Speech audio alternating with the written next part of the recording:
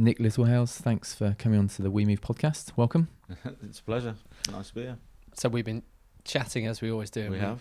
We kind of get through good stuff before we start recording, which is the usual thing.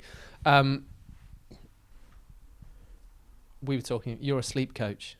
Yeah. But people have never needed sleep coaches because we do sleep. I guess like we're finding with breathing. Everyone's been breathing for years. Yeah. But then they're like, oh, you know, we're not breathing correctly. And Yeah. now, is it that we're not sleeping correctly, or that things have got in the way and distanced us from sleep? I think it's just a collective process of there's quite a number of human things that don't get discussed in schooling. So it doesn't get passed on from parents to children. And did anybody ever mention at school about breathing in and out through your nose? Or even the minute importance of what that does. And we certainly know now that breathing can have an enormous effect on formative growth years.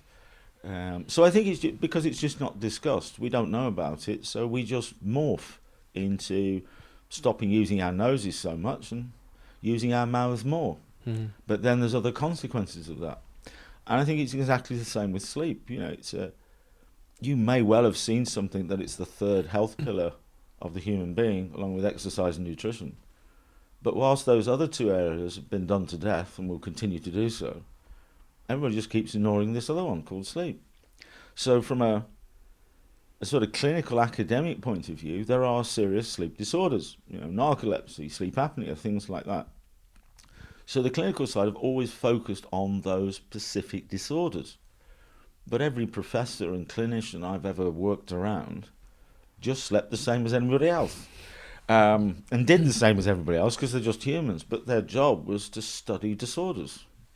So the only information you ever get is, wake up in the morning when there's only so many hours left, get your 8 hours and see you in the morning. No performance criteria, no nothing. But I think every generation has challenges. I think I would not put the couple of decades that we've just gone through any greater of some of the other challenges that the human beings faced or changes that they face. But in just 20 years, I've gone from no phone to what I've got now. And that shift almost every couple of years, when we just keep moving into different areas, has meant that this has become exposed. We cannot simply keep adding things into our world that keeps taking us further and further away from the natural circadian rhythms of the day, which is the sun going around our planet, and we're never going to change that. So get a life. This is never going to change. If it does, we won't be here, right? You've got a brain and bodily functions. They ain't changed much, have they? Right? We're always developing a lip, but it takes a long time for us to develop wings, wouldn't it? Because we want to fly. So you look at that process and go, there's two things: brain, bodily functions, and the sun going around our planet. None of that was taught at school. So it's not surprising when you get further and further away from this that you start exposing yourselves to the ability of not being able to recover properly because you don't understand it, you don't know what's going on, you don't know what triggers it, you don't know anything about it whatsoever, and you just try and do the norm like everybody else, which doesn't wash. And when you plonk ourselves into a 24/7 culture where we are now, it really is very sad that along with things like global warming, along with things, the pressures of life around the world and our planet and everything else, and plastics and all this sort of stuff, we've also got, when we should be the healthiest, fittest, most knowledge population ever been on this planet, why do we wake up every morning and hear about suicides in young people? We see social behavior, depression, anxiety, stress, type 2 diabetes, obesity, people dropping out, people burning out. I mean, young people in their early 20s who've made a lot of money literally hitting a brick wall. And it's like, in the last few years, instead of sort of being a performance coach, it's a hell of a long answer to your question, isn't it? Instead of being a performance coach, looking for those little gains where somebody can win a gold medal working with elite athletes who exercise, nutrition, they do all these things well and committed. The whole thing has shifted to being able to protect somebody from crashing and burning or addictive behavior or doing things privately away from everybody else just to try and cope. And that, I think, in a combination of things, is suddenly we have hit a brick wall and gone, we cannot keep doing this like this, because we need to have a much better approach to our everyday to be able to cope with what we're doing and what challenges we want. So you don't get a fear factor, you just got to change your dynamics, you know, and and that is a difficult one. But there's too much evidence now growing all across the whole population. And I'm talking to people all over the world, schools, universities, doctors, GPs, pilots, you know, politicians, students, kids, you name it. They're all now got to a particular position. I find it fascinating sometimes when you see these sort of research stats come out, and maybe 30% of the population have got sleep problems. Nah, that's 100. Because they don't know what a sleep problem is. Yeah. They don't know what it is. So they have horrendous approaches to everyday recovery, but they don't see it as a problem because they think that's what everybody else does. So 2 questions. I'll keep them shorter this time. Well, that's fine. Talk as long as you want. As long as you like. I'll ask them, what does changing dynamics of sleep look like? And secondly, and maybe it's the first one to answer, how should people feel when they wake up? Because we don't really know how we should feel when we wake up. The way we wake up is the way we wake up. Yeah. But there must be a feeling that people can go, actually, I need to do something about this because I'm not springing out of bed in the morning, or I feel groggy and I'm stumbling around, and it takes me 3 espressos and a bowl of cereal to even, open one eyelid. Yeah. So how should people feel after their restorative sleep? Well, I mean, everybody wants to sort of hear, completely fresh and energized, ready to go, and full of beans and can achieve whatever you want. It doesn't work like that. Basically, it's more to do with how you feel during the day, because as you pointed out,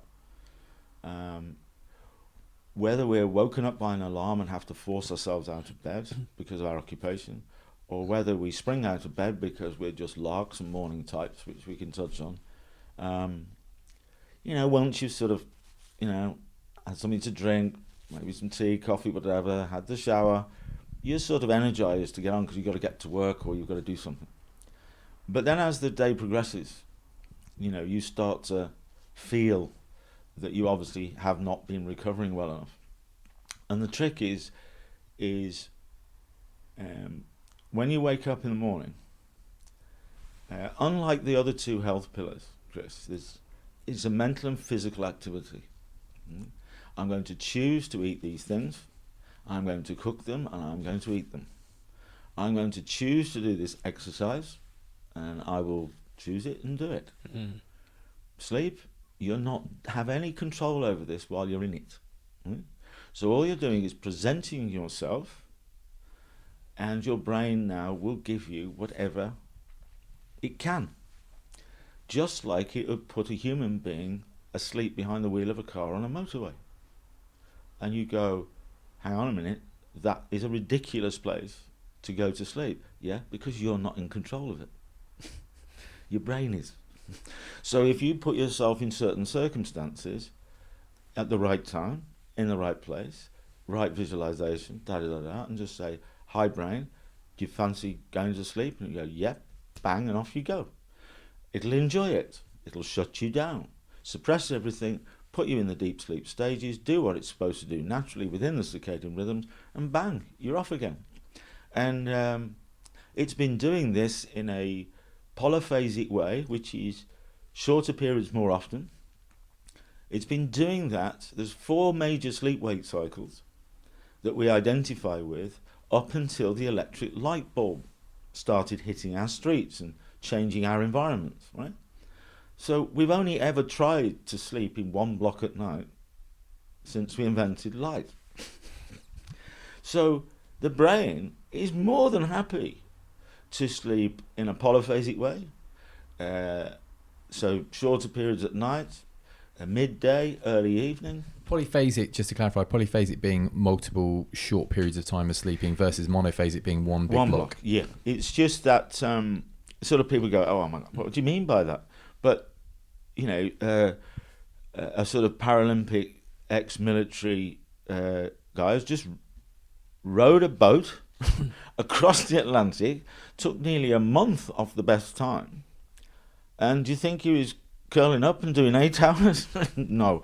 What he'd be using is what's called a multiphasic approach. And I'm not making these things up. That humans can use this approach. And that's like sort of 26 minutes, 30 minutes every 4 or 5 hours, you know. And there's no blocks at all. It's different. There's the triphasic, which is short period nocturnally. Then you've got midday, a short period, maybe 30 minutes or less. Early evening is the triphasic third one. So you could do biphasic, shorter period at night with a midday or early evening, or both. Or you can get crazy phasic, you know. So I think what it is about when you wake up in the morning is I coach everybody to just forget about it. That's what you got. Right? Now focus on your day. Right? So you need light. You should have been woken up with light. You should have 40,000 lux banging away into your pineal gland, getting that serotonin going into your body, getting the melatonin out that creates appetites, bowel and bladder. You need some mental challenges. You need to get yourself really woken up. Now, every 90 minutes, you need little distractive breaks. Look out the window, take the water off your desk and put it back in the kitchen. Try and find all little things that you've introduced to your life that are removing little recovery opportunities. Right? And just you can spot them everywhere, like the water on your desk, so you don't have to leave it. So do them every 90 minutes, little break, because it's amazing how your brain loves that, just loves it. Just to take a little bit of time out, a couple of minutes. And then midday, anybody who tells me, you know, they can't nap, things like that, they waste so much time. You know, you ask me a question, I talk for 20 minutes. I could have done it in 10. Right? So there's loads of places, just how important it is to you. So I think the whole business about this is not to be worried. There's so many variables. There's so many challenges every day that we're not in control of. So the way people feel different about this, more energized, more positive about it, is because what they're doing from the point of wake to when they next get to a point when they present themselves to go to sleep. So because they're not worrying about waking up at 2 o'clock and feeling quite refreshed, is because they know that a human being's likely to go into the deeper sleep stages between 10 and 2. So if you wake up at 2 o'clock, it's perfectly natural. You've probably had some deep sleep. You know, chill out, wait for it to come back, because it will. You don't have to force it. It'll come back if it wants to. You know, whether you want to go to sleep midday, you don't have to worry about that, because you're not trying to go to sleep. You don't want to sleep behind the wheel of a car. So you just do certain things at the right time of day, chill out, zone out, whatever you do. You want to meditate, mindfulness, just listen to some tunes, do it at your desk, back of a car, on a tube train, on a plane, on a sofa, on a chair, in a tent. You can do this anywhere. So don't worry about it, but it's the things you do, and your brain will just go, I'll microsleep you. Nice. And it's all of that. So what happens is you feel a hell of a lot better throughout your day because you've got a better approach to this whole thing. And then ultimately you start to see more consistent levels of recovery. So in any period of time, you're always going to get that one, things have been going on that doesn't equal me being able to sleep. But I know that's coming, you know. in sport, you can see the moment. So sometimes we would ask them not to sleep because the circumstances means if they try and sleep, the brain won't do it because there's too much going on, things like adrenaline and stuff like that. So what people start to ask for is, I need to take some sleeping tablets to force it to happen. Well, it doesn't want to happen. There's so many times, I'll conclude this probably with how many times most people will not have slept very well at all, but the following day they've still gone out and smashed it, So there's lots of experience we have every day that sometimes you can choose to do things, you're trying to put it in context. It's not always going to be you wake up and feel absolutely great. But what you do is you've got an approach to this. You're working more synchronized with those rhythms. And suddenly, one day, you just realize, wow, things feel different.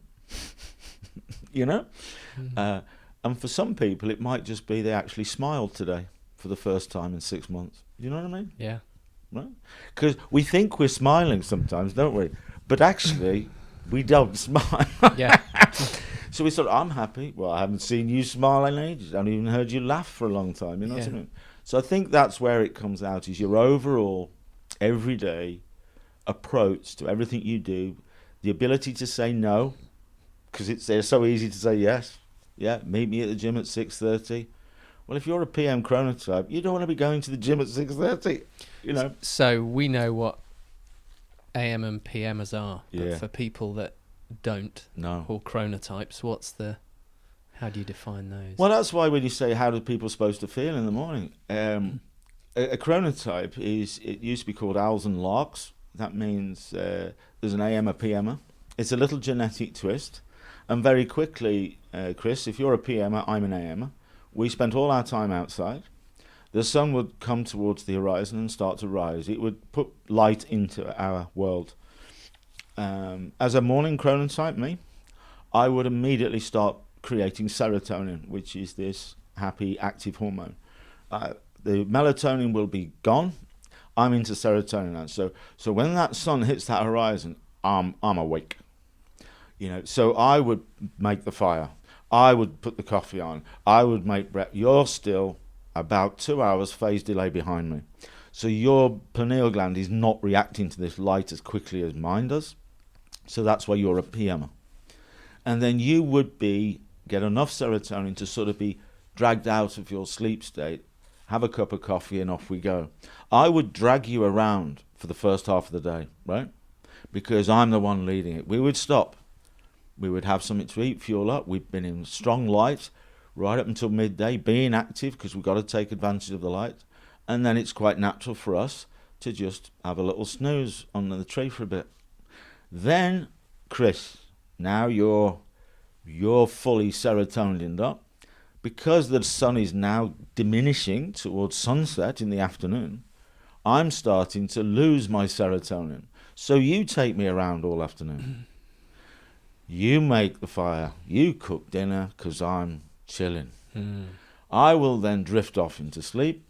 You will drift off into sleep a couple of hours behind me. And that goes on every day. Now, that's a chronotype twist. The thing is that most people recognize around 70% of the population. I do a lot of tests with large groups of people, put your hand up, and it pretty much works. That 70% are PMers. That much? Yeah. So they live in an AMer's world, right? Now, today's world, you wouldn't sort of class it as being an AMer because it's just 24/7, isn't it? But if you go back to it, that most people have got the alarm clock on for 7 o'clock, 8 o'clock in the morning, trying to get to work for 9 o'clock some days.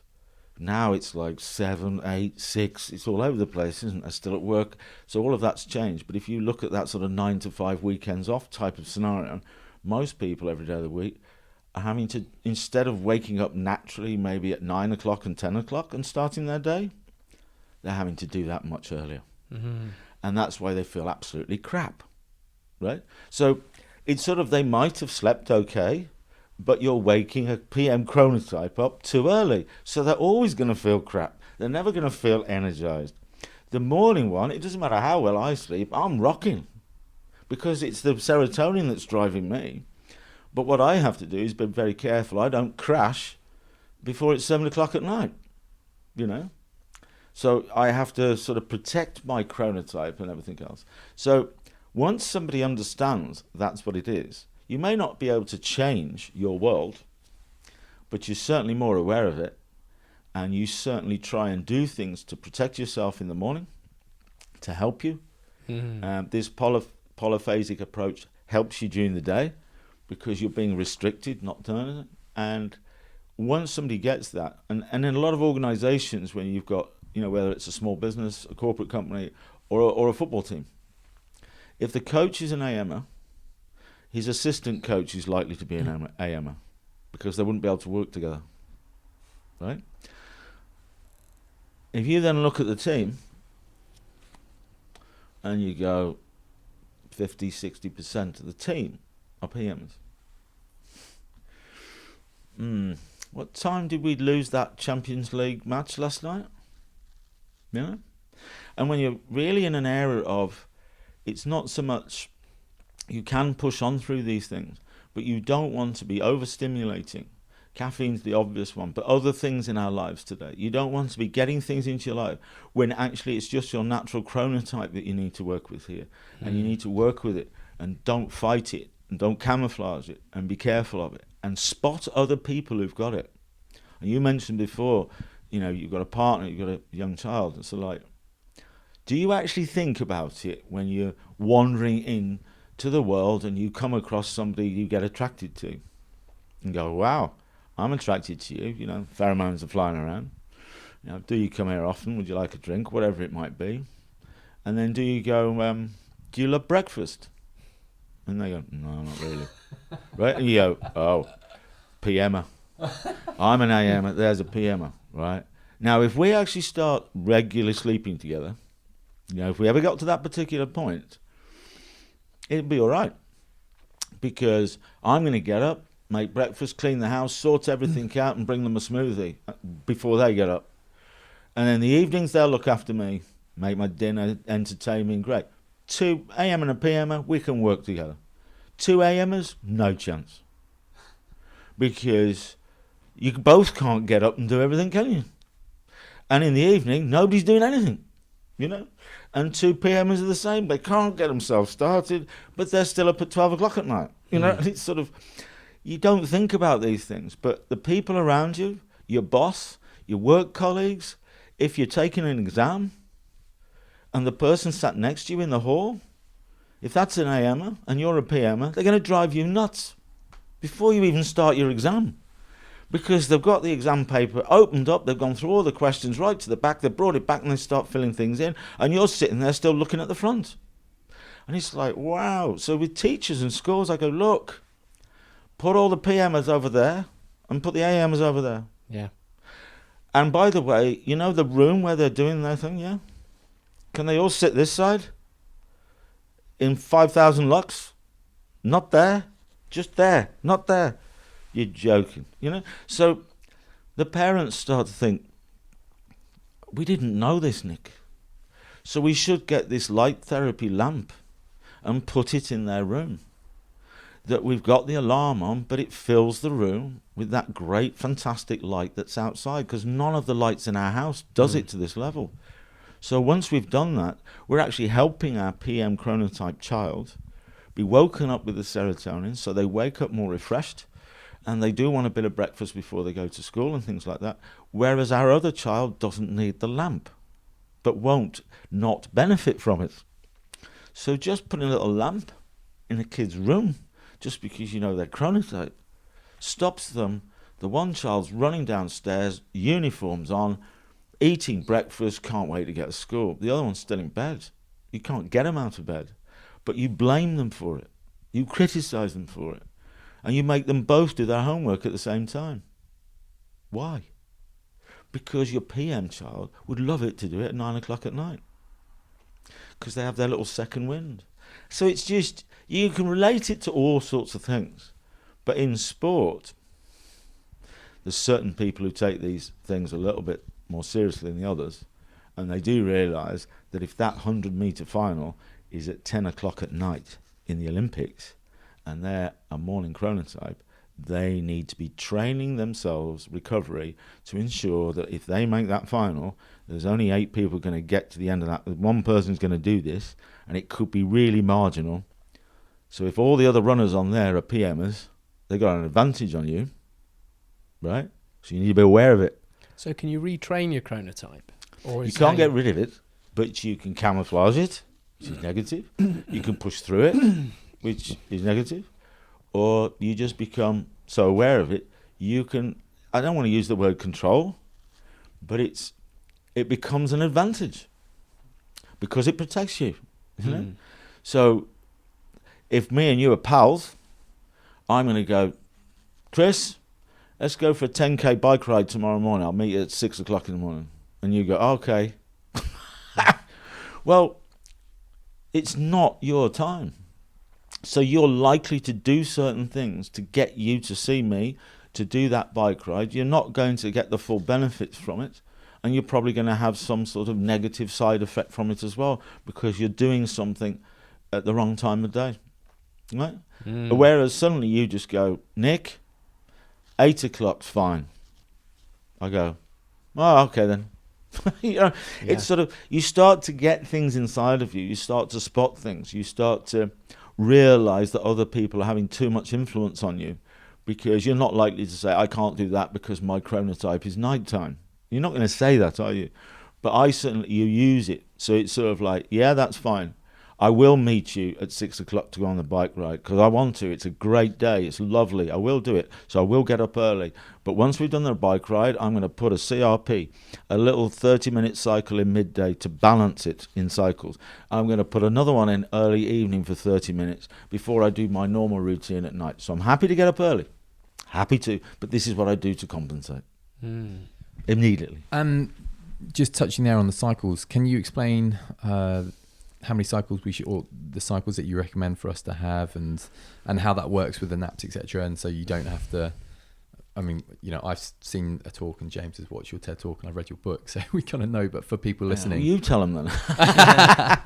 It can be a bit, probably a lot of things is a bit confusing, but it's, when you mention the word sleep, this thing sort of comes in front of you, and because it's not a performance criteria or anything like that, it's very difficult to redefine something for somebody. But I remember working around a number of professors of sleep, is that in a sort of clinical environment, you would take readings from the brainwave patterns off the frontal lobe of your brain.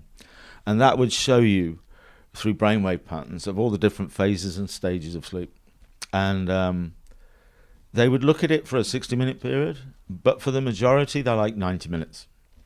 And so they'd look at a 90-minute period where the polysomnia graph, which is just like sort of Excel spreadsheet with a lie detector needle on it, and it's flicking around like this, sleep, wake, sleep, wake, sleep, wake, sleep, wake, and it'll show the various patterns, the brainwave patterns you go into, slow wave, things like that, and so they can see where you are. And then they'd benchmark the next 90 minutes. So when you ask anybody how many hours sleep they try and get, they'll say the number 8. They don't know. They can't say anything more.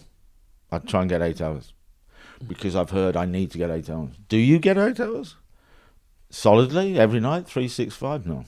Well, oh, you're a nurse and work night shifts, so you don't get 8 hours a night, do you? No.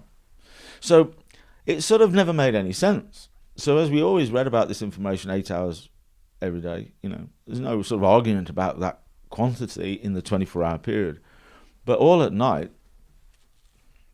Crazy. So I was talking to some footballers a long time ago, and the length of their game is 90 minutes with a gap in the middle, a break. So all I did was thought, right, I'm going to define what 8 hours means to these guys. So 5 90-minute cycles is 7.5 hours. It's a 5-cycle routine. That's what 8 hours means, right? We'll also look at, if you think about cycles, we stop thinking about naps. So how do I talk about this midday nap? They ain't going to do that. No, we do 4 cycles at night, which is 6 hours. And we do another 30-minute cycle midday or early evening. Okay, what's that look like? 30, 20 minutes. Are you trying to go to sleep? No, just chilling out. Oh, well, that's only 6.5 hours in 24. Yeah. So you're saving me some time. Yeah. But every 90 minutes, we a little cycle, a little distraction here, We might do 2 little cycles some days. You know, when you go and play this game and get back home at 3 o'clock in the morning, that's blown that 8 hours thing out, isn't it? So maybe we can actually use a little midday one after training, a little early evening one there, and then just do 4.5 hours at night, 3 cycles in between these points. The key thing, guys, is your most consistent wake time. Your chronotype wake time. So for an AM, I can't put the alarm on for anything past 6:30 because I will wake, have done most of my life, whether it's winter, summer or spring, I will wake up sometime between 5:45, 6 o'clock, 10 past 6, but I am always awake between 6 and 6:30. So the alarm is on for 6:30 just to protect me because, like I said, when I present myself to sleep, I'm not in control of this. So I have to be places so it's there. But for a long, long time, I can't remember when I've ever switched it off. When it has woken me up, I'm always awake. So that particular point means you can chop your day up into 90-minute slots from your most consistent wake time. A PMer might be 8 o'clock, 9 o'clock. The time they have to be at work might be 9 o'clock, so they have to get up earlier. But what you use is their most natural chronotype wake time as the point. You chop your day up into 90-minute cycles, so you've got 16 timings. And then if you do have to get up earlier than your natural one, you're just going back in 90-minute cycles to find the optimum time to wake to get to your occupation. But it's broken down from your natural chronotype wake time. So you know that you're having to wake up 2 full cycles before you'd naturally wake up. Or in my case, I'm waking up enabling me to do most things. If somebody wants me to wake up earlier than 6:30, then I would wake up at 5. I wouldn't just pick a random time, because as we pointed out earlier, if you want me to go bike riding or whatever, or it's a plane, or it's a whatever, or a change in occupation, or I'm now having to work night shifts, all that happens is I keep these timings forever, because it's based on your natural chronotype wake time. And so I would go back to 5. If 5 o'clock didn't give me enough time, because I want a full hour, 90 minutes, before anybody asks me to be a proper human, right? So I'd go back to 3:30, which is the next cycle. And when you ever talk about harmony, patterns, rhythms, and the sun wanders around our planet every day doing the same damn thing, then it's not surprising if you don't operate with patterns, rhythm, and harmony, that you're not helping yourself at all to be aligned with that. So I just say to my brain, there's my natural chronotype wake time, isn't it? Yeah. We know this, don't we? Yeah? Cool. We'll chop ourselves up into 90-minute cycles, because that's how we kind of measure it. We go through all these phases, so we'll help that. That'll be good, yeah? I'll start my day every day with loads of light to get all that serotonin telling you to make me fully functional. Thanks very much. I'll take little breaks every 90 minutes, just little distractive one. That just helps process information. Great. I'll put a little cycle in midday, 30. Thank you very much. I might even put another one in early evening sometimes when things change. So all I'm doing is I'm looking at 7 days to keep it simple. I'm looking at probably the best 5 a day, 5 cycles of recovery. So before you even try and do your 5 a day, you should do your 5 recovery a day. And it might be 4 cycles at night on Monday, 6 hours, between 12:30 and 6:30, right? And then another cycle midday, or just an early evening one. And as I can see the week panning out, and some days it just changes, you know. I was going to do this, but it's raining. I was going to do that, now it's sunny, you know. There's all sorts of things go on that you want to take advantage of, and that's why this approach works. Is because all I want is 5 a day, 35 a week, 7 days, you know. And I look at that as so many of those in 90-minute blocks nocturnally, but I also look at, so my 35 cycles might look like 28 90-minute cycles back to back with 7 short CRPs, what some people would call a nap. But it's the last time I'm going to mention that because of the impression people get of it. But we all know falling asleep behind the wheel of a car.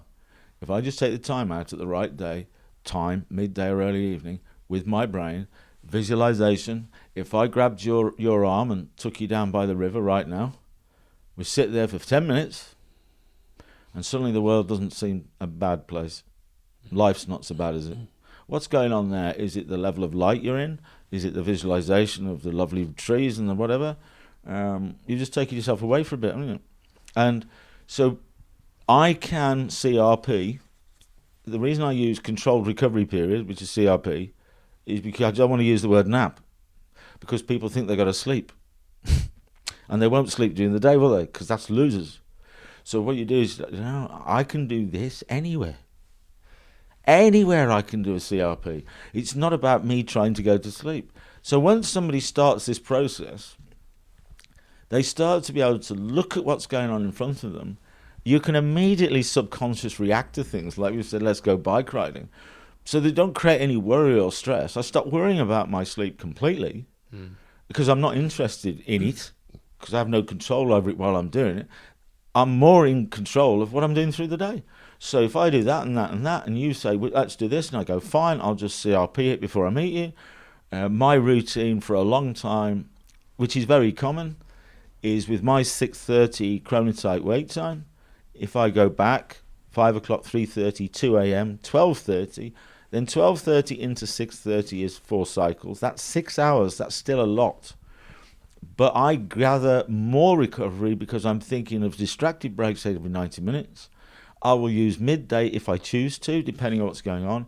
But my main one is 4 cycles at night with a 30-minute cycle early evening, because I'm an AMer. And it means if I don't do something early evening, I'm going to be asleep at 8 o'clock at night. Now, we've just moved into the summer months. I do not want to be going to sleep at 8 or 9 o'clock when there's so much life to be lived out there and outside, and it's wonderful and everybody's out there playing. I don't want to be doing that. So I want to take the pressure off my evening. So whereas a normal AM chronotype, if they just went with the flow and slept outside all the time, wouldn't get past sort of 8, 9 o'clock. I'm in a different world. So my 5th cycle's early evening.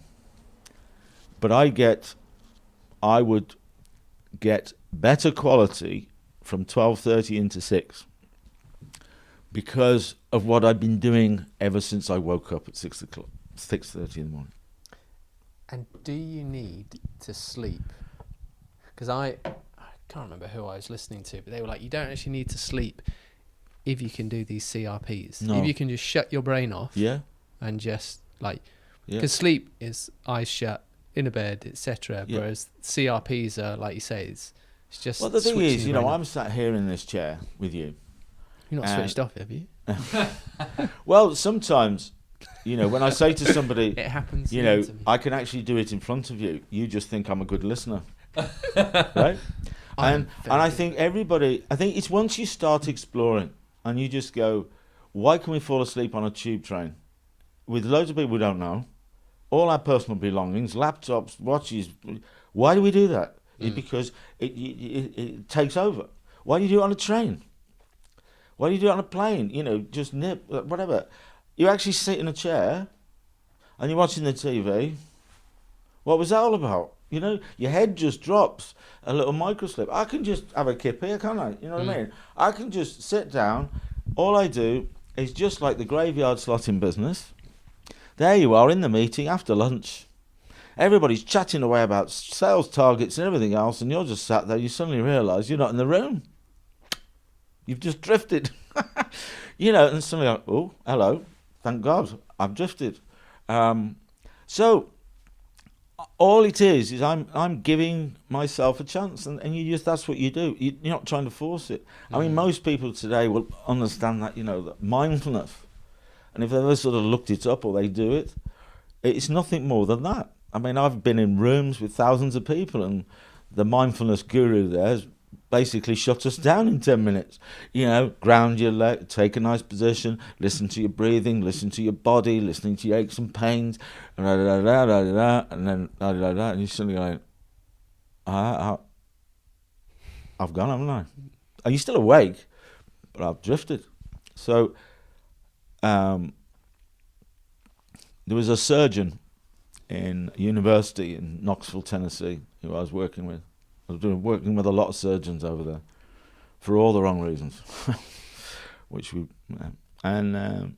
couldn't get his head around this napping thing. I couldn't even stop him saying it, you know. So we just reflected. I said, you just give me something that crops up in your head every now and again, that's personal to you, because we all have them. Every now and again, it just pops up again, don't you? And he went away and he came back. He said, I think I've got it. I said, what is it? He said, my dad used to make me go fishing on the lake in Canada. Okay. And so I was sat on the boat waiting for fish. Could be there all day, all afternoon, just waiting for fish. Sometimes we never caught anything. And I was just talking to my dad, because he used to make me go with him, bobbing around on this lake. I said, okay. And that crop, he said, yeah, I really reflect on that sometimes when I'm just sat somewhere or on a train or a plane. I enjoyed those moments. I said, okay. He said, do you know what? I went online and somebody recorded the sounds of that lake. Because people do, you know, nature just knows. He said, so I downloaded it onto my phone. I said, great. Because we talked about things like this. And he said, I put the earbuds in. It's on my phone. I'm sat at my desk. Or even walking through the hospital. I'm just listening to something. And he said, I'm listening to the sounds of that lake. And me listening to my dad. And I just disappear. And it's my little time. And you know, the other day, Nick, I literally just rocked back in my chair, just put my head to one side. I put the alarm on, because you told me to do that. You know, don't do this without an alarm, because you might want to drift, and you don't want to think of putting an alarm on when you're drifting. And he said, so I just drifted like that in 10 minutes. He said, I know exactly what you mean now. And he said, even if I don't feel tired, I still do it. Because I know sometimes, even when I feel quite awake, and I do this little thing, I go. Whereas I didn't feel like I would before. He said, so paradigm shift for me. Absolute. Don't tell anybody I'm doing it. Nobody knows what's going on. And that was his little thing. Now that might sound a bit, but it could be mindfulness. It could be meditation. It could be nose breathing that relaxes you. It could be something you listen to that's quite personal, or it's ACD thunderstruck. I don't know, because sounds aren't always negative, right? It could be sensory. You know, we use smells to trigger things in the brain. So it might be just by having that little smell, by touching something, you know. For a long time, and I've still got it, but it's not in my pocket. I had somebody gave me a smooth pebble, just a little stone, black stone, and all it's all to do with the person who gives it to you or how it comes into your life. But that was always in my pocket, and every time I put my hand in my pocket and just sat and just stroked that little pebble, it took me straight back to who gave it me. You know? And so when you're looking at these CRPs, you're looking at an individual's profile, what makes them tick, things here and there that they don't normally think about, and you bring them back out to enable them to CRP anywhere. It doesn't matter where they are, who they're with, they can just do it. And when you start thinking in that polyphasic way, then you can really sort of go, you know, I'm planning to go to bed at 12 o'clock tonight, sleep through till 6:30, like I always do. Then I'm going to have a CRP tomorrow evening, 30 minutes. That's what I do. Yeah. But you just said, let's go out and party. And I went, nah. Because I've got to do my pre-sleep routine, get my 4 cycles in, and I won't have time. You'll get back too late. No, I don't. I just go, fine. What time? Let's go. Want to do that? It's lovely. Fantastic. and just put a CRP in before I even get near you. Just to put that little extra short cycle in, and then do exactly this, and just get back on it again. It's fine. It's fine. It just rolls. It rolls. And sometimes, you know, because there's all these variables, there might have been a period where it's been pretty bad. And I've really struggled with it for all sorts of reasons. So I might wake up at 6:30 one morning, like I always will, because I can't stop that happening. I'll always wake. I don't want to be snoozing around. I will wake up and maybe have some breakfast, toilet, things like that. But I'm not actively going to go, I'm going out for the day. I'm going to have a duvet day. I'm going to go back to bed. I'm going to watch films. I'm going to read books. And maybe I'll have a couple of cycles, you know, because it's been a bad week. And I'm choosing. But what I'm not doing is shifting my consistent wake time. I'm still waking up to keep that rhythm and pattern. But I'm then choosing to go back and maybe do another 2 90-minute cycles, alarmed, 3 hours, not just rolling. I'm just going, I'm putting 2 more 90-minute cycles in from 12 o'clock, right? Because the midday bit is the next natural period. It's a bit broader, so I could put a 90-minute cycle in there instead of a third. So I'm choosing to do it, still in the timings, but I'm sort of having a day off when I'm just got to chill. And I might want to snooze those little CRPs, or I might want to put another 90 minutes, just because it's been one of those periods of time. So you don't have to stop yourself being natural. Yep. But all of these rhythms and patterns and the polyphasic approach and understanding what a CRP is and doing it for yourself, nobody else. You don't have to talk to anybody about it. You just do it, and they don't even know you're doing it. Because you say to me, can we come and do this podcast with you at 7:30 in the morning? And I will turn around to you without a second thought and say, I can't do 7:30. I've got other commitments up until 8 o'clock. And you go, well, I suppose we could make 8, Nick. And I go, okay. Because I don't want to be a sleep coach till 8 o'clock. Because I wake at 6:30. My first 90 minutes of the day is mine. I don't mind talking to friends, doing stuff, eating, drinking, swimming, riding bikes, whatever. I don't mind doing all of that. But I ain't becoming a sleep coach till 8 o'clock. Because I need that first 90 minutes is mine. So that I'm always smiling before I go to bed. Because when I wake up in the morning, I know what's happening. I'm going to get up. I've got a little lamp by the side of my bed that's going to fill me with serotonin, even if the blinds are shut. I haven't closed my curtains yet. Because the sunrise is, I think it was up about 5:30, 5:45. So I'm just getting the natural daylight straight into my bedroom, doing it naturally. Because there's no point. If you look at the sunrise times as they progress over the next few weeks, it's going to start shifting back to like 4 o'clock in the morning. So once it starts shifting too far away from my natural wake time, I'll shut the curtains and use a lamp by the side of my bed to do it the other way around. Have you gone to sleep? Just having a little CRP. Have you CRP? Yeah. Just even reframing it, I found when I get into bed, post coming to your talk, just reframing going to sleep of like, okay, well, I'm just going to lay here and relax my body, as opposed to I need to get to sleep so I can, It's a great way to put it, to be honest. Instantaneously, just relaxing the body, and you're like, oh my god, I'm asleep. Yeah. There's so much anxiety around getting to sleep. Yeah. I guess like you were saying with the CRPs, the naps. Yeah. Like I need to have a nap. I need to, my body needs this. That you end up stressing yourself out so much that you don't get to sleep. Yeah. It seems a real thing, isn't it? Yeah, it's you've got all that sort of. Don't want anybody to get the idea that they can suddenly start doing 2 cycles a day. In a 24-hour period, there's too much evidence to say that a healthy human being wants to be in 8 hours worth of recovery.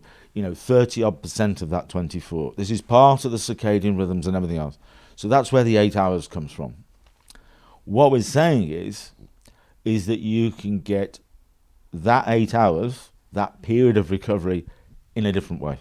You don't have to try and force it all in one block, because there's another. So when somebody says, it sounds to me that you're sleeping 6 hours at night, yeah, and you just do this 30-minute one early evening where you might not even actually go to sleep, yeah. So it's not really 6.5 hours, is it? It's more like 6 hours a day. Well, that's 2 hours less.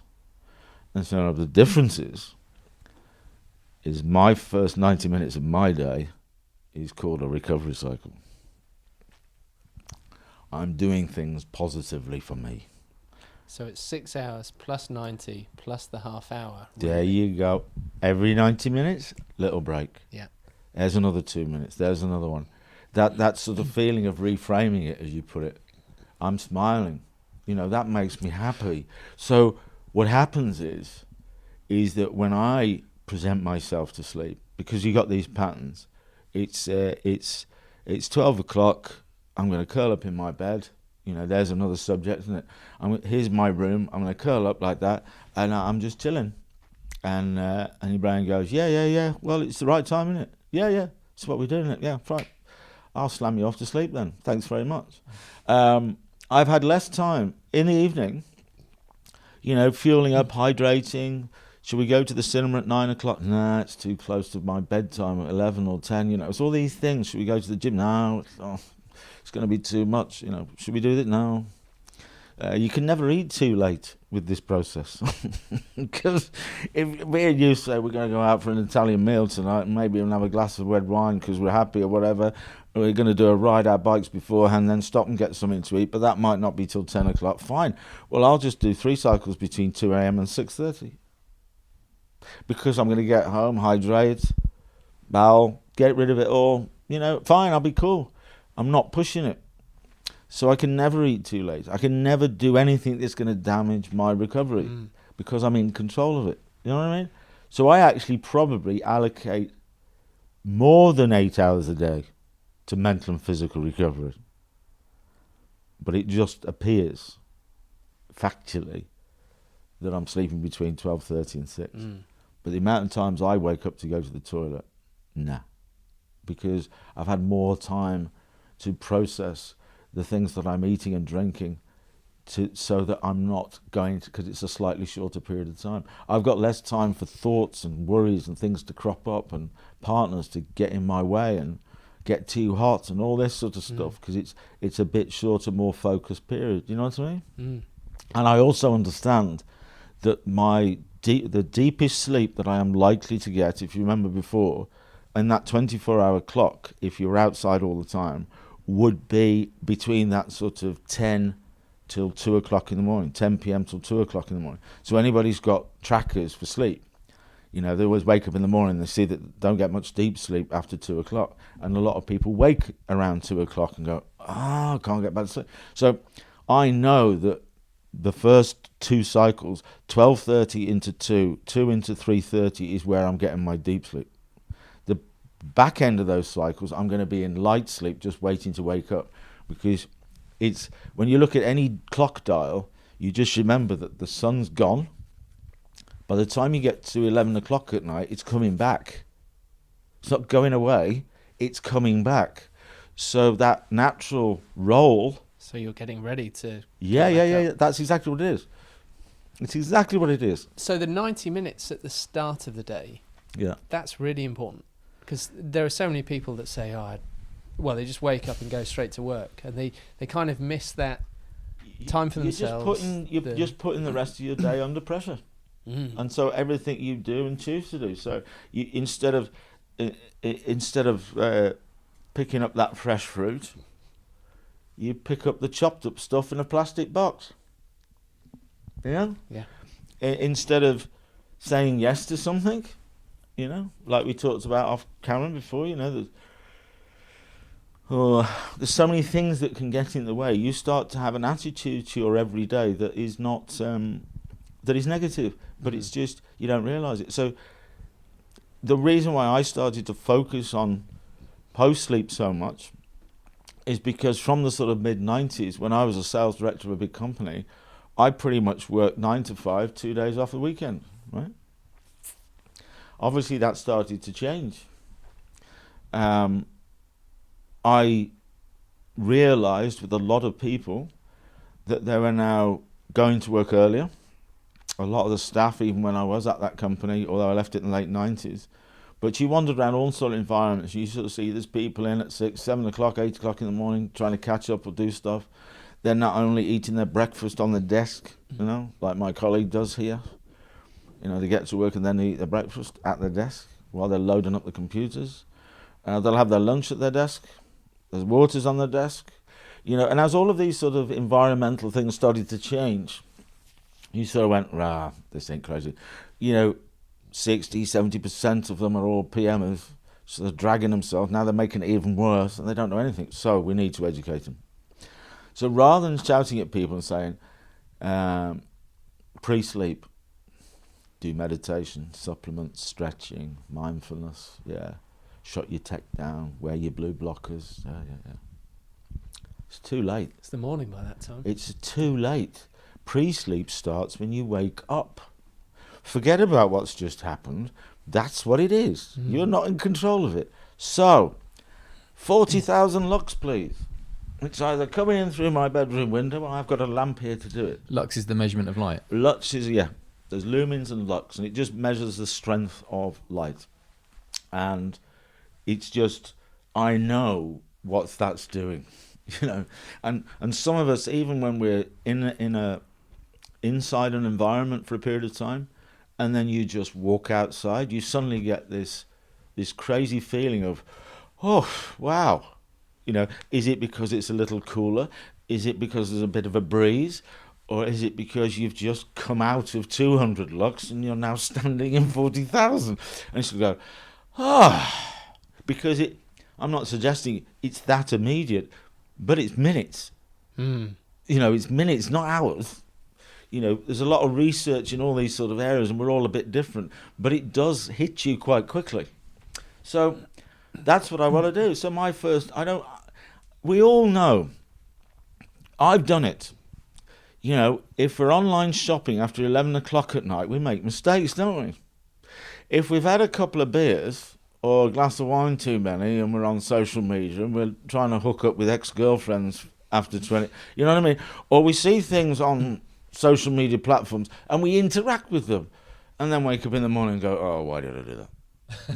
So in sports, we really want to not stop making these young people, criticize them and everything else, and we just show them that the first 90 minutes is the most vital one, whether you're an AMer or a PMer. That's the bit you want to grab hold of.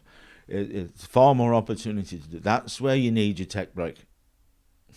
First 90 minutes when you wake up. Because we all know that if I just swipe the alarm off my phone, and then I'm just being, it doesn't matter how many blockers I've got anywhere, you've got notifications, all sorts of stuff coming through, right?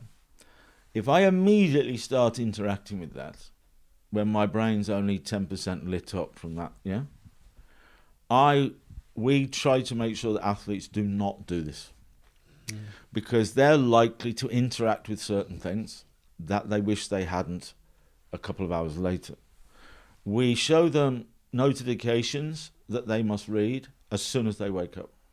We show them the same notifications 2 hours later, and they don't react to them.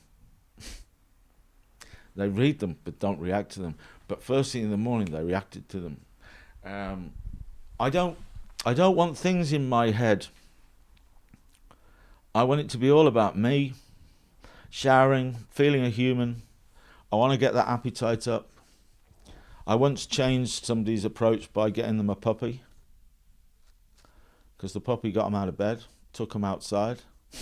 It talks to the importance of the morning routine, right? Oh, like it's I know. I mean, That's I what kind of talk about my morning routine a lot, but it's just like, it's so important. That's how your whole day then rolls out.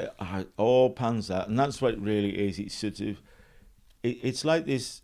You asked me a long time ago, how should you feel in the morning? And I feel happy in the morning because I don't worry about how well I've slept, because what I know is I'm doing loads of positive things every day. Me and my brain are happy, and sometimes it's going to work really well, sometimes it won't. But we've got a little plan here.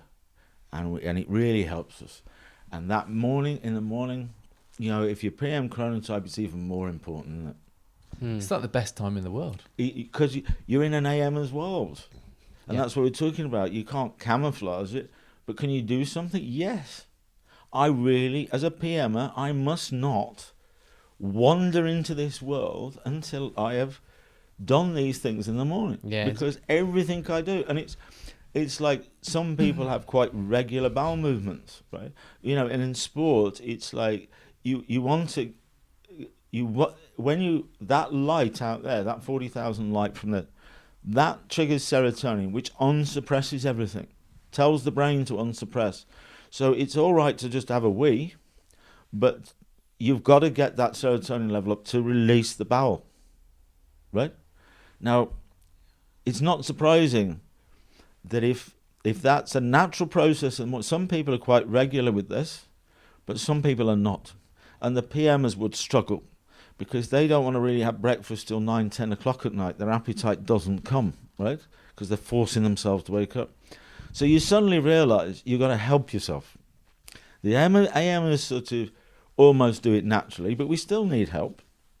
The PMers need to do this before they hit the world, because they will make mistakes. And it's all right for an old git like me, I suppose, because right up until the mid-90s, no phones, 5 day a week, 2 days off.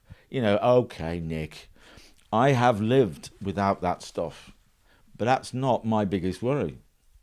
That stuff's great.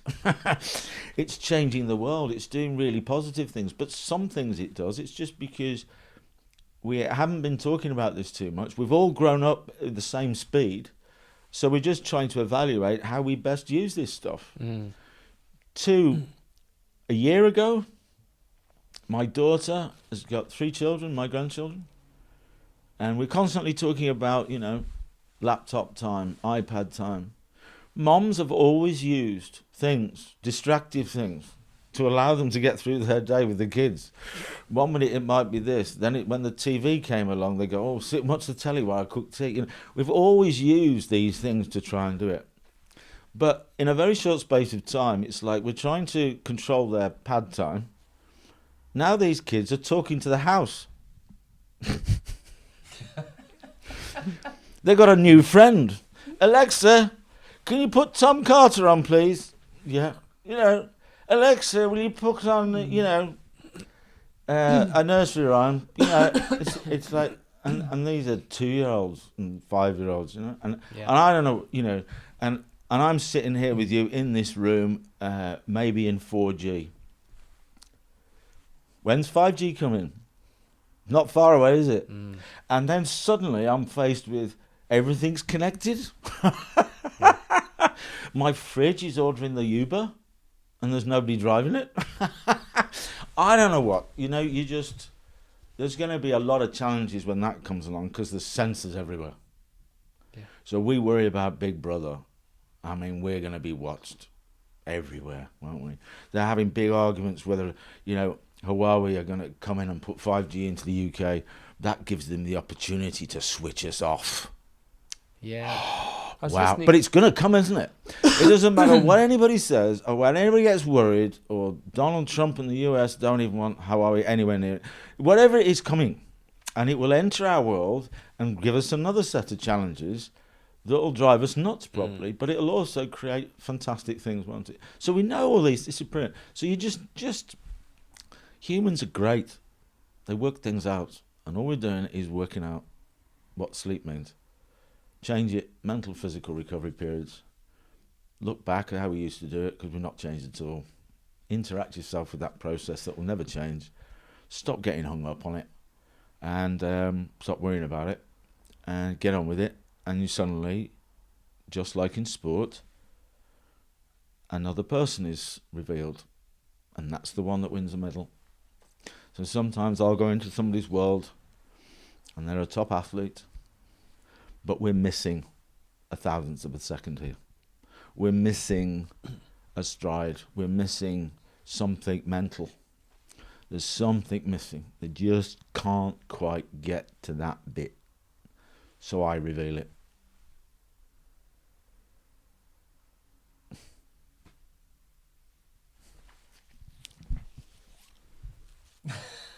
The end. That's very succinctly concluded there. Amazing. Different. How do people find out about you who aren't in the know and elite athletes? Instagram, website, all of that jazz? I think there's one of the sort of side effects of working inside elite sport over the last 22 years. One of the side effects for being asked to write a book called Sleep with Penguin Random House in 2016 that's now in 14 languages around the world, which I thought was going to ruin my career. But the one thing that happens is that if you just tap Nick Littlehales into your browser, there's a lot of stuff comes up. Sportsleepcoach.com. Sport, no S, sleepcoach.com is our web platform. At Sports Sleep Coach on Twitter, Instagram, LinkedIn, those normal places. And we're actively providing free content all the time. We're not clinical, we're not academic, so there's no scary stuff about us. Anybody listening to this, they can give me a few quid. We can do a one-to-one consultation like I do all over the world, because we've got people wandering around their bedrooms with videos and phones where you couldn't do that long ago. Yeah.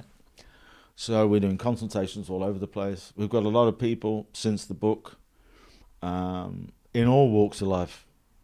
So whilst I'm not asking everybody who's got a sleep problem come knocking on my door, anybody who's a high achiever, anybody who's feels that they would need some help, that's the place to go. And we've got little, Audible. You can listen to the book audibly.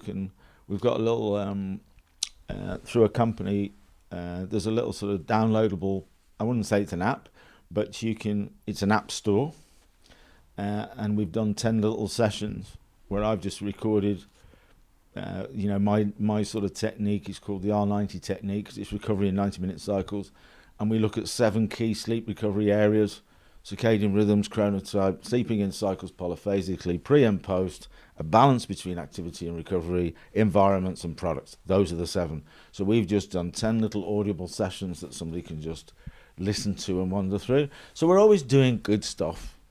But the amount of people who've made the decision because they've never heard of a sleep coach before, they haven't got a clue what I do, probably tuck you up and read your bedtime stories, isn't it? They just don't know, because it just doesn't exist, does it? Mm. But I sort of remind you that there wasn't a physiotherapist on every corner in the 90s. Yeah. There was no sports science. There was no nothing. There was no Pilates. What's that? I mean, people didn't even do yoga. Never mind Bikram yoga and all this. So it's sort of like, why can't the modern world have new things? Mm. And I'm just a new thing with an old subject. So they just, whether it's students at school taking it upon themselves to contact me, really young people, male, female, any gender, whatever occupation, it's a bit. So I've been involved with a lot more people. Elite athletes are just humans like everybody else. It's just that's their occupation. I don't do anything different with an elite athlete I would do with a young 16-year-old at school or a parent or whatever. But I can honestly say it has been absolutely overwhelming when people have either come across what I do, because I've been hiding away in sport for a long time. Nobody knew who I was or what I was doing. Wasn't even interested. But now they are. But if they read the book, I've actually been coaching doctors, sleep clinics in hospitals, because they deal with the disorders, but they don't know how to help people stop coming. To pilots. It's scary when you start consulting with pilots, because we all get this impression they live in a different world. Now, some pilots will say to me that they get given a little pamphlet about how to sleep well. That's it, So they're up there. Some Japanese pilots recently were considered to be drunk. Well, the Japanese just don't. And they had to be grounded because they were all high on alcohol. So I think what it is whether it's a menopausal female who's just been struggling like mad, why would she contact a sleep coach? She's not she's contacted me, and we wander around all sorts of stuff to improve the way she goes about things. Her post-sleep and this and that. And we just juggle it all around, and then suddenly she'll phone me up 3 weeks later and go, "You have done me, bang, I'm sorted. Haven't solved it, but I'm managing it so much better. I actually smile more often, Nick. It's brilliant. Thank you very much."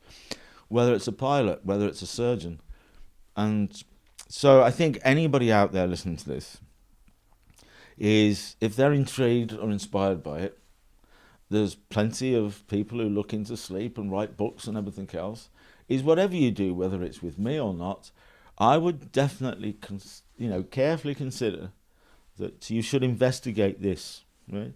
Nick stuff off our website and look it up yourself. Right? If you do that, just read a book. There's a very good book Matthew Walker wrote as a neuroscientist called Why We Sleep, and but that's a really deep and meaningful journey through sleep.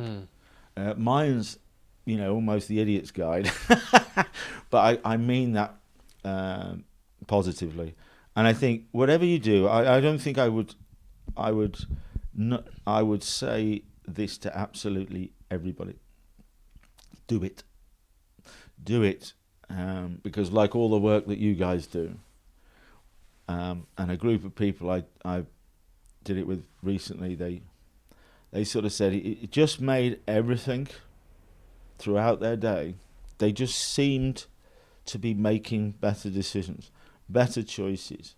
They seemed to be, not focused on certain things so much. They'd become addicted to batch cooking. Spend all their Sunday batch cooking. So they've stopped eating. They don't sit down and eat. Because they're constantly doing all this sort of stuff. There's loads of little things they sort of say. Suddenly, I just feel so much better. So I think, everybody go on the website, follow us on Twitter, whatever. We're chucking stuff out there all the time. We're not in this for financial rewards. It's about education. And we've been doing work with schools, universities. The hospitality market's got some serious problems.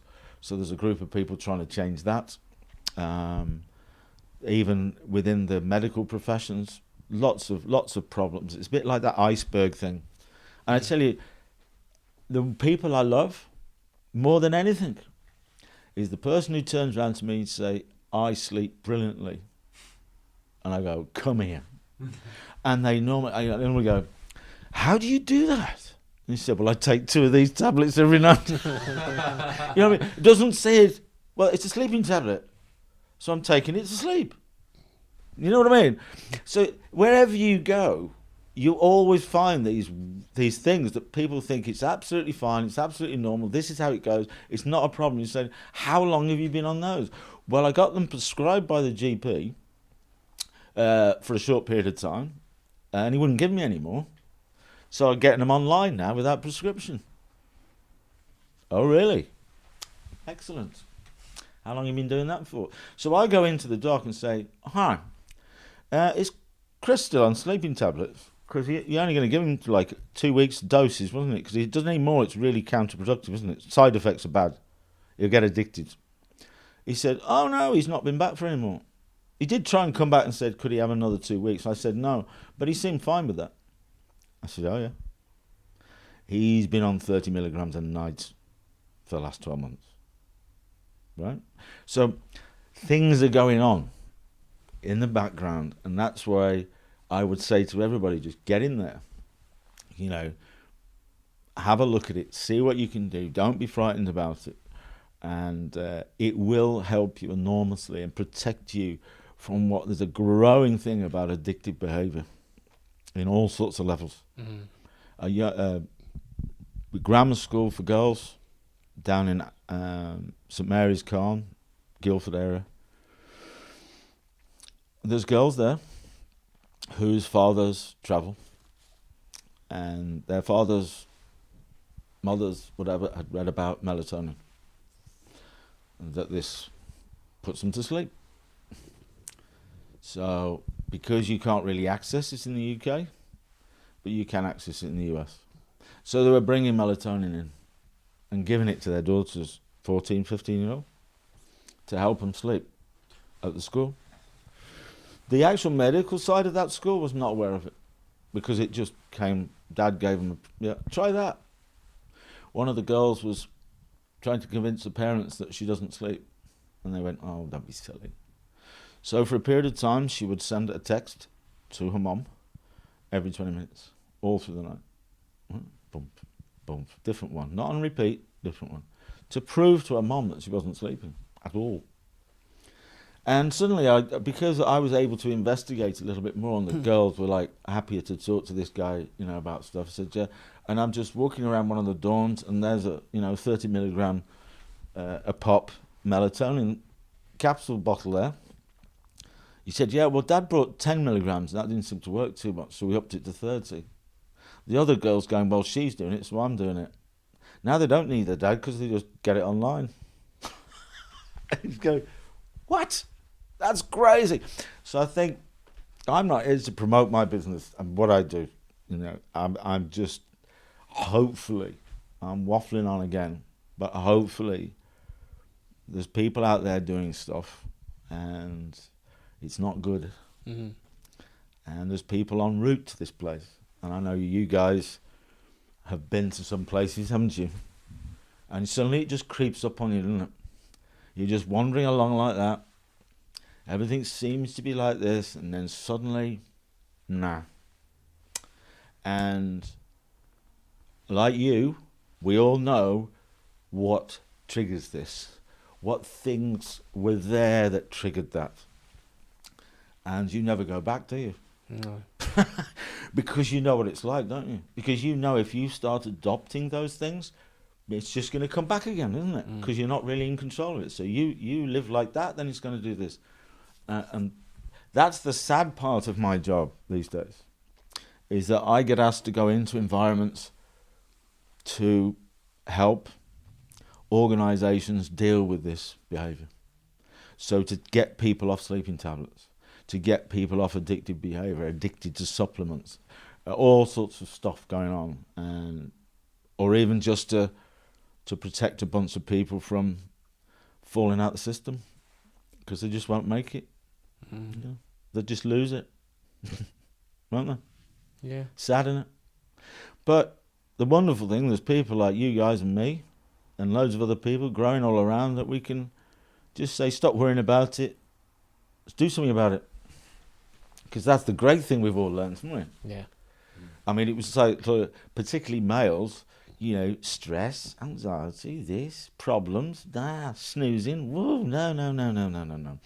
It was all this very sort of straight line thinking. Now we've been able, with technology and knowledge and instant access, everything's at the tip of our fingers, we've been able to really, really start to explore some things that were hidden away.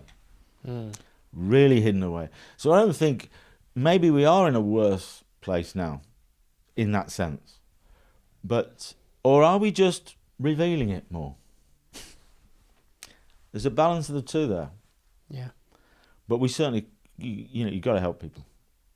Got to help them. Now I'm going to shut up. And that's all from me. Thank you very much. Nick, thanks so much for your thank time. you. Really appreciate it.